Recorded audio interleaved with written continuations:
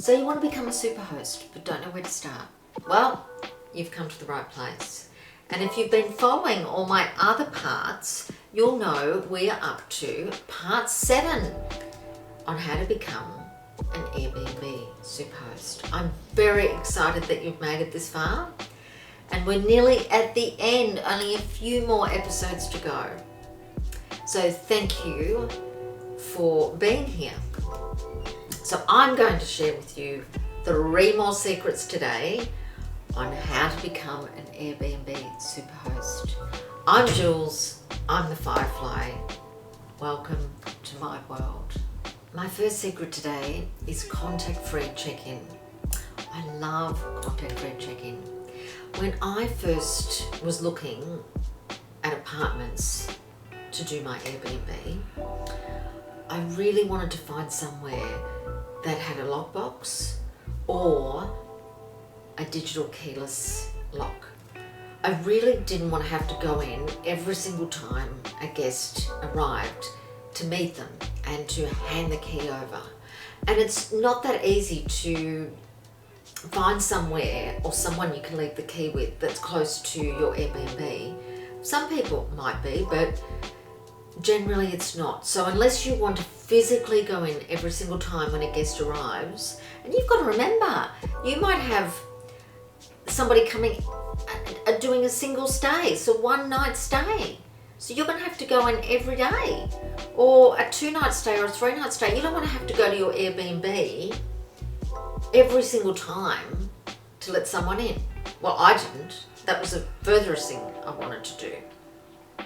So, as I said, when I was looking at my Airbnb, I wanted to either have a lockbox or a digital keyless entry. So with my Airbnb, I replaced the key and door handle with a digital keyless lock. It was fantastic because I didn't have to meet my guests. I could just message them the day before with the code. How easy is that? And there was no worries about losing a key if I had a lockbox. So for me, this really was the ultimate. So I would give the people the code and they would check themselves in, and that was it. And obviously you want to change your code periodically. I changed my code probably every 3 months. I never had anybody try to break in or anything like that, so don't worry about that. Certainly I didn't have a problem. So you can change it as much as you want, your code. But that's a great thing. You can change your code, and there's no worry about people losing keys and you have to replace the keys. So, and as I like to say, it's a tax deduction. So very, very exciting. Plus, what was really good, this was a fantastic tool. Some people get confused on how to use keyless entry.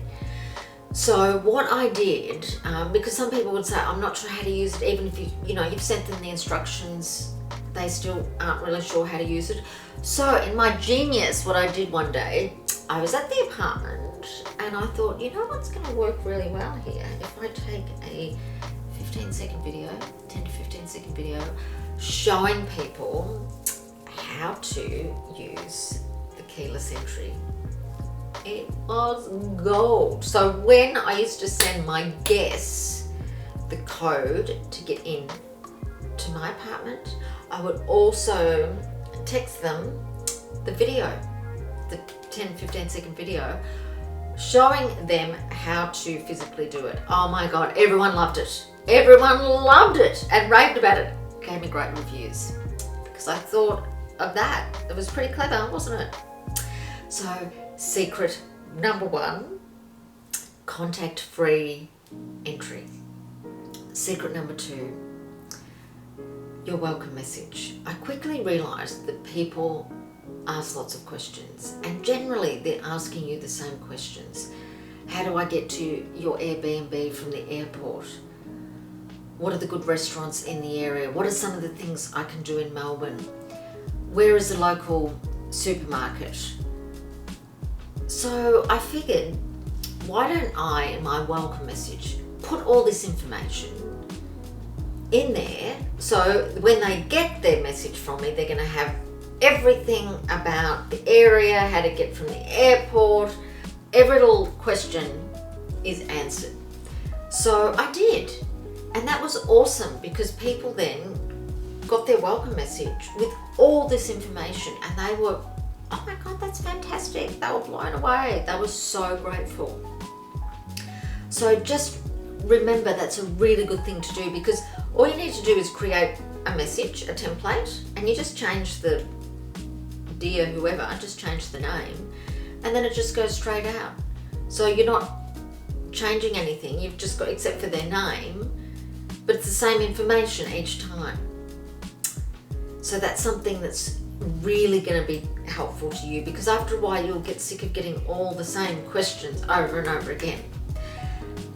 A full copy of my welcome message is in my book coming out in March 2022, but here's a little snippet of what I would say to my guests, my welcome message. So, secret number 2, your welcome message. The third secret today is respond to any questions or queries from your guests really, really quickly. I know you think, well, of course I'm going to respond to them. But do you know how many times I have asked host questions and it's hours or sometimes a day or two before I get an answer? It's not a very cool look. So you need to respond very quickly. If you don't have an answer for your guests, say thanks for your, get back to them quickly and say thank you for your query.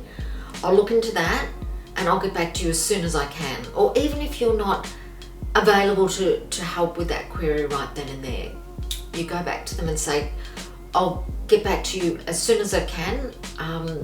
Leave it with me and I'll get back to you.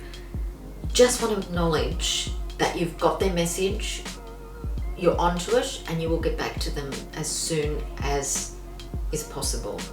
So that's a really important thing, because again, your guests will be super impressed that you replied and got in touch with them so quickly. They will absolutely love you for that, and it will again help in the review process because they will be super impressed.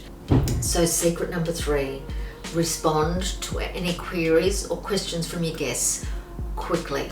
Just to recap my secrets for today. Secret number 1, contact-free check-in, example keyless entry. Secret number 2, the welcome message. And secret number 3, respond to any queries or questions from your guests quickly.